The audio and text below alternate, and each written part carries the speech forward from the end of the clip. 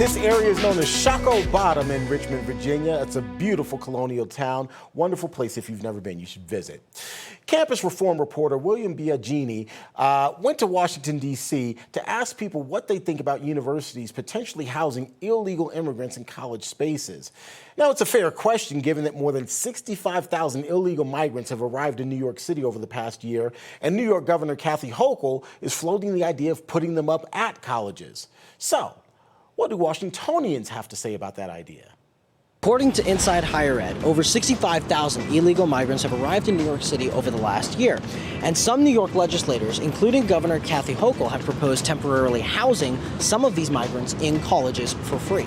One of which is SUNY, the State University System of New York. Do you agree with this plan or do you not? Nah, that's crazy. No, not at all.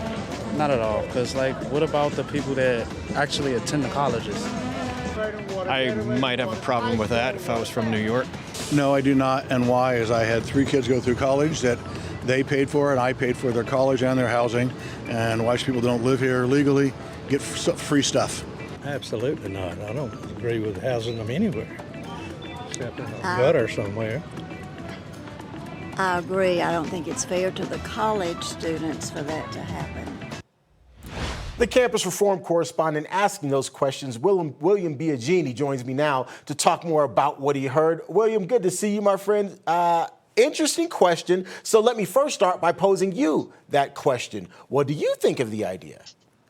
Well, thanks so much for having me on the show today. So, as you mentioned earlier, I went to Washington, D.C. to ask people in Washington, D.C. what they thought about New York Governor Kathy Hochul possibly housing illegal immigrants in college spaces. She proposed this idea. And dozens of people in Washington, D.C., interestingly enough, disagreed with the idea, saying that, it was unfair to thousands of college students who are already paying thousands of dollars for higher education to live there. Because students rely on campus housing. And this is just another example of the left prioritizing illegal immigrants over Americans.